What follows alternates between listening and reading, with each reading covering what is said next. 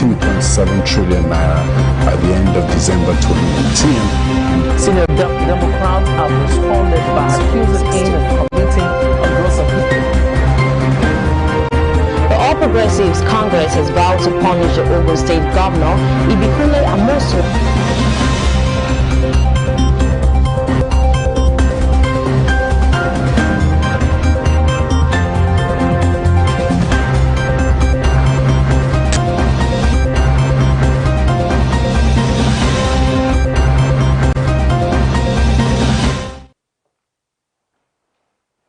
Welcome to News Desk on Celebration TV. I am Comfort James, and it is many thanks for joining us. Quickly a look at the news making the rounds for today. Obaseki threatens to probe 30 billion naira Benin Stormwater project. Somalia leader re-invites regional heads to poll talks. El Chapo's wife, Emma Colonel Puro, arrested in U.S. over drug trafficking. Federal government gas expansion to lift 100 million out of poverty, says Minister. On Serie A, Ronaldo's double keeps Juventus in title hunt. Do well to stay with us. We'll be back with the news and details after this timeout.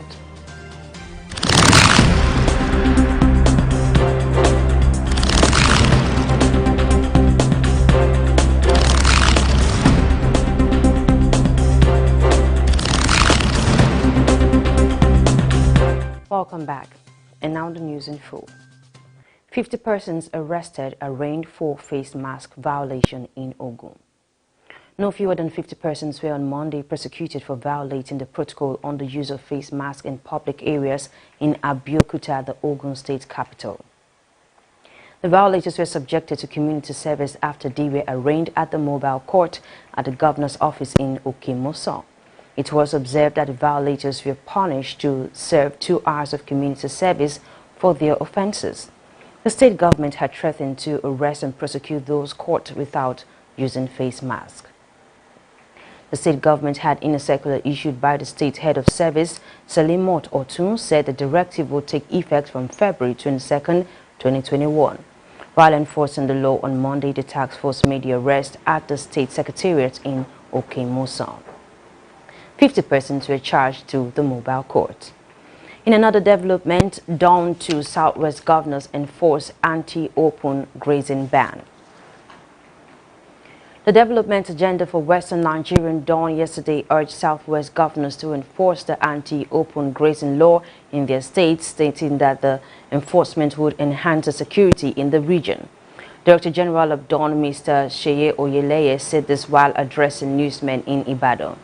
Oyeleye said governors should use the police and Amotekun to enforce the ban on open grazing, stressing that they can't make a law and go to bed expecting that it would be complied with. Open grazing has been barred by states in the southwest, and the Dawn Commission believes this to be the first step towards ensuring security in the forests. He added that everybody must comply, and if it eats this way of life, some people to graze cows, the way of life is harmful to the practices of others, which is agriculture, and it must stop. And now moving forward, Obaseki threatens to probe 30 billion naira Benin Stormwater project. Governor Godwin Obaseki of Edo State yesterday threatened to probe the 30 billion naira Benin Stormwater project by the previous administration in the state. He described the project as a ploy to defraud Edo people. The governor made a disclosure while inspecting the textile mill road catchment of the project in Benin City. He added that the previous administration spent huge sums of money on the Waterstorm project, claiming that on completion it would drain water from the area and restore the property of Edo people living in that area. He assured Edo people that his administration would do everything necessary to drain the area and restore life to the people, noting that they spent 30 billion naira, claiming that they want to take away the suffering of Edo people, defloor the area and restore value to the people's properties. Obaseki said they will have to explain to the people how they spent 30 billion naira on a project they claim will drain water from a community, but the project drains the water to nowhere. Citing their boldness to claim that the people abandoned the project, which was never made or designed to work in the first place. Clearly, we will take the necessary precaution to recover all the money due to Edo people that was stolen through this project, he added. And now looking at news stories coming from around Africa. Oman suspends arrivals from 8 African countries. Oman has suspended arrivals from 10 countries for 15 days to limit spread of COVID-19. Out of the 10, 8 are African countries. They include Sudan, South Africa, Nigeria, Tanzania, Ghana, Ethiopia, Guinea, and Sierra Leone. The others are Brazil and Lebanon. The suspension will take effect from Thursday. The decision, however, also affects arrivals from elsewhere if they have passed through any of the suspended countries in the 14 days prior to applying to enter the Sultanate.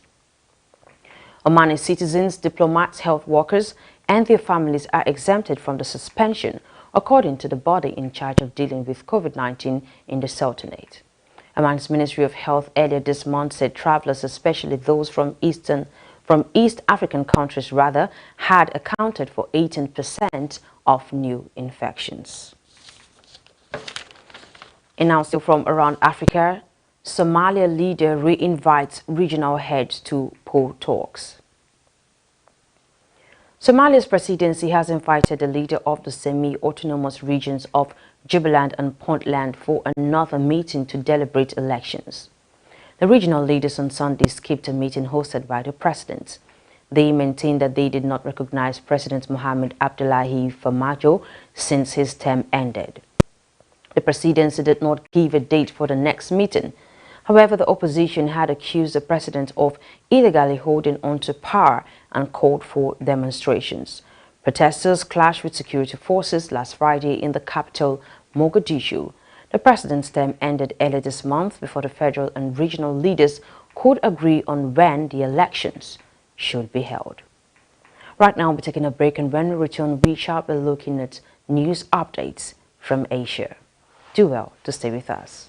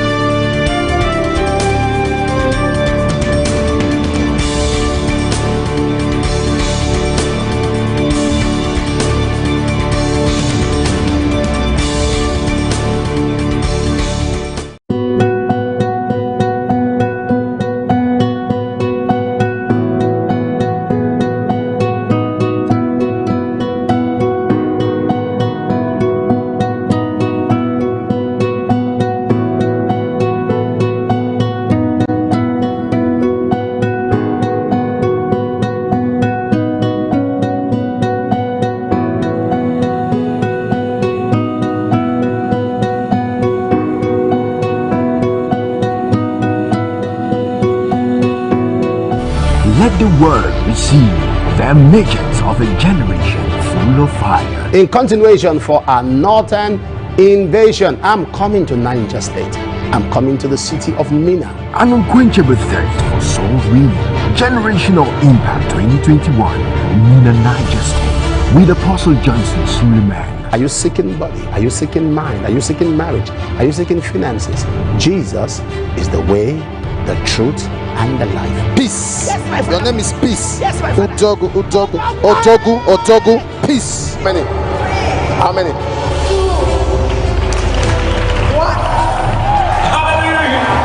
1. Date 1st and 2nd March 2021, 8 a.m. and 4 p.m. daily. Happening at Trade Fair Complex, Mina Paiko Road, Sango, Mina, Niger State, Nigeria. Be my guest in Jesus' name.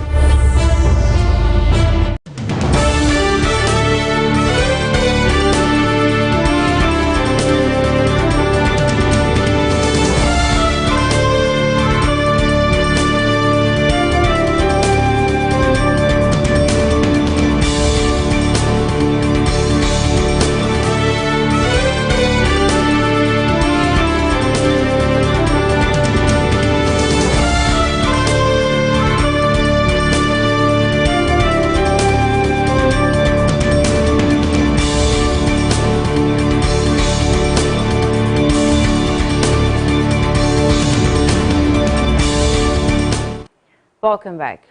And in Asia, Myanmar coup poses no possible signs to an end. Quatabelle's our foreign correspondent has the details of this news. Myanmar, also known as Burma, is in Southeast Asia. After gaining independence from Britain in 1948, it was ruled by the armed forces from 1962 until 2011, when a new government began ushering in a return to civilian rule. The military is now back in charge and has declared a year-long state of emergency. It seized control on the 1st of February 2021 following a landslide election victory by the National League for Democracy. The armed forces had backed the opposition, who were demanding a rerun of the vote, claiming widespread fraud, even though the Election Commission said there was no evidence to support these claims. Power has been handed over to Commander-in-Chief Min Aung Hlaing, and the military says it will hold a free and fair election once the state of emergency is over. Standing at the helm of affairs and considered as the voice of the people is Aung San Suu Kyi, who became world famous in the 1990s for campaigning to restore democracy. Ms. Suu Kyi is under house arrest and has been charged with processing illegally imported walkie-talkies. Many other party officials have also been detained. Protesters, which include teachers, lawyers, students, bank officers, and government workers, are demanding an end to the military's rule and want Ms. San Suu Kyi released along with senior members of a National League for Democracy party. Demonstrations have been taking place in all of Myanmar's main cities, with people waving flags and chanting. Tens of thousands of people rallied in the capital, Naypyidaw, and more than 100 people were reportedly arrested in the city. But the mass strike also prompted actions in smaller towns and more rural parts of the country. There were large protests in Mandalay, Mitkinkia, and a coastal town of Dawei, with an unending resistance from protesters and a stubborn military. One is left wondering when the Myanmar coup will end. Welcome back. And that was it from Quatabelle's. Moving forward, El Chapo's wife, Emma Colonel Ispuro, arrested in U.S. over drug trafficking. The wife of jailed Mexican drug lord Joaquin El Chapo Guzman has been arrested in the U.S. on suspicion of drugs trafficking, U.S. authorities say. Emma Colonel Ispuro, 31, was detained at Dulles International Airport outside Washington, D.C. She is charged with participating in a conspiracy to distribute cocaine, methamphetamine, heroin, and marijuana. Guzman is currently serving a life sentence in New York for drug trafficking and money laundering. The 63-year-old is a former head of the Sinaloa cartel, which officials say was the biggest supplier of drugs to the U.S. His trial in 2019 had shocking revelations about his life, from drugging and raping girls as young as 13 to carrying out the cold-blooded murders of former cartel members and rivals. Ms. Colonel Ispuro is due to appear in a federal court in D.C. via video conference, the U.S. Justice Department said. As well as facing drug trafficking charges, she is also accused of conspiring with others to help her husband escape from prison in Mexico in 2015. And now to the world of business. DPR Aviation firm partner to de-risk oil gas operations. The Department of Petroleum Resources on Monday inaugurated an initiative aimed at tackling accidents associated with oil and gas operations through the use of helicopters to ensure the safety of lives. A Director and Chief Executive Officer, DPR, Mr. Sarki Awalu, while speaking at the inauguration of the Search, Rescue and Surveillance Program, said the initiative was designed to improve safety and operational efficiency in the oil and gas industry. According to him, the program will enhance safety in the country and ensure that the oil and gas industry is run profitably, safely, and optimally. Awalu said the program was being implemented in collaboration with Omnibal Aviation Limited, an indigenous aviation company. The Managing Director of OmniBlue Aviation, Captain James Daniels, said the DPR and the company came together to develop a holistic solution geared towards ensuring a safe working environment in the oil industry. He described the program as one of the most important support services in the industry. According to Daniel, the helicopters are fully equipped to provide immediate life-saving care to virtually all manner of accidents, both onshore and offshore. Still on business, federal government gas expansion to lift 100 million out of poverty, says the minister. The Minister of State for Petroleum Resources, Chief Timi Silva, said on Monday that the federal government's national gas expansion program was expected to lift over 100 million Nigerians out of poverty. Silva said the program was a practical demonstration of President Muhammadu Buhari's commitment to lift 100 million Nigerians out of poverty by using gas value chain as a catalyst for social and economic development in Nigeria. The minister said the program has its main objective to reinforce and expand gas supply as well as stimulate demand in Nigeria through effective and efficient mobilization and utilization of all available assets, resources, and infrastructure in the country. Ekiti State Governor Dr.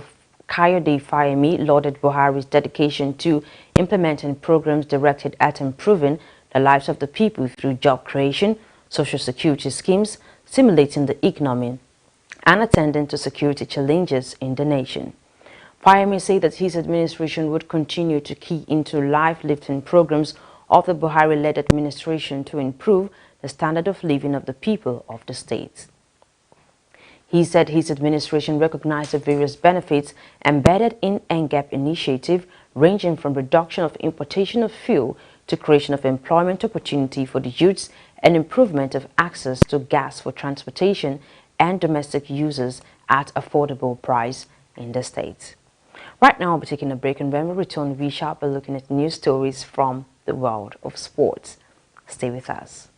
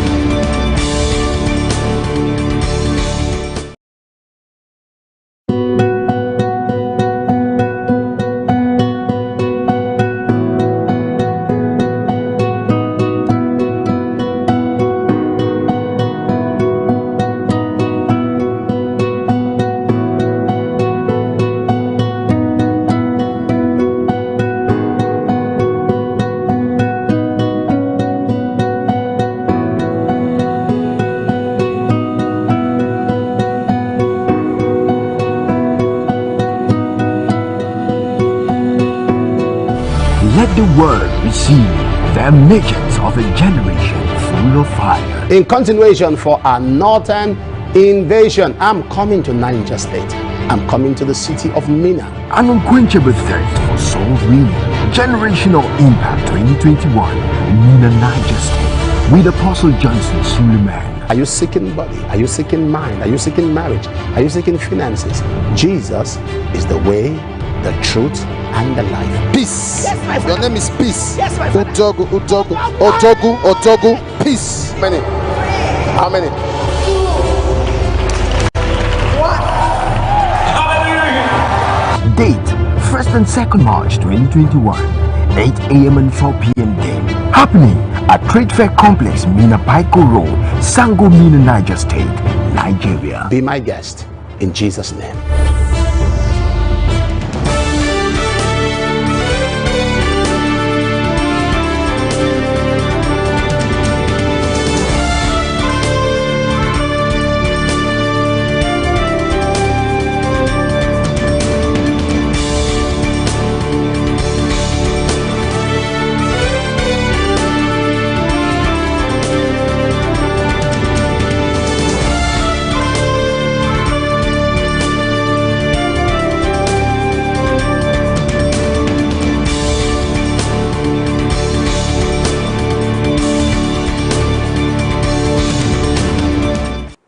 Welcome back. And now is news from the world of sports. And Serie A Ronaldo's double keeps Juventus in title hunt. Cristiano Ronaldo kept Juventus within sight of the Serie A summit on Monday with a headed brace which helped the champions to a 3-0 win over bottom club Crotone. Portugal forward Ronaldo struck twice late in the first half to break the resistance of lowly Crotone and keep Juve 8 points behind league leaders Inter Milan. Weston McKennie made sure of the points midway through the second half, lashing home when the ball broke to him after a corner. Andrea Pirlo's side climbed to third with the win, thanks also to Roma, who are a point back in fourth, only managing a goalless draw at Benevento on Sunday night. They are also 4 points behind second place AC Milan, who have lost 3 of their last 5 league matches, including Sunday's 3-0 derby, trumping at the hands of Inter. Juve, chasing their 10th straight league title, have a game in hand on both Milan clubs and play Inter in the penultimate round of league games in Turin.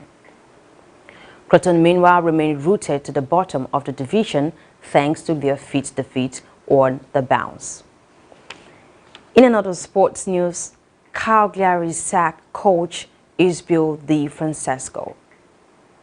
Cagliari dismissed coach Isabel Di Francesco on Monday after a disastrous 16-match winless run that has plunged the club into the Serie A relegation zone.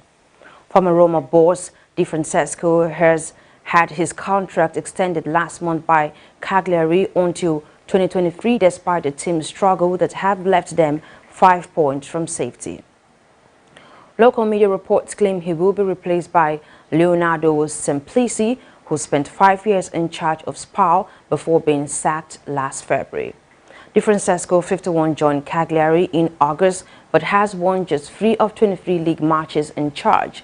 His team has lost 9 of their past 10 games and scored just once in the last 7 outings. And that's the size of the news for today from News Desk on Celebration TV. But in case you missed out, here is a recap of the news making the rounds. Obaseki threatens to probe 30 billion naira Benin Stormwater project. Somalia leader re-invites regional heads to poll talks. El Chapo's wife Emma Coronel Ispiro arrested in U.S. over drug trafficking. Federal government gas expansion to lift 100 million out of poverty, says minister. And on Serie A, Ronaldo's double keeps Juventus in title hunt. And now to the photo of the day. Be mindful when it comes to your words, because a string of some words or statements that do not mean so much to you may, on the other hand, stick with someone else for a lifetime. And do not forget, in your tongue lies the power of life and death. So every single thing you say goes a long way in affecting your future and that of those around you. We want to also hear your thoughts on the photo of the day, so do well to reach back to us. Give us your feedback via our social media platforms. On Facebook, Celebration TV. On Instagram, My Celebration TV. On Twitter, My Celebration TV. And on YouTube, Celebration TV.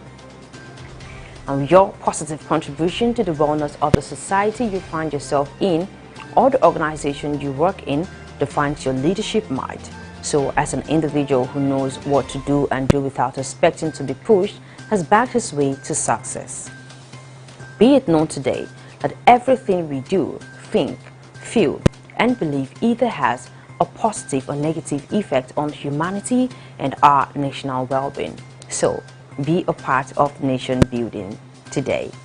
I am Comfort James, and it is many thanks for watching.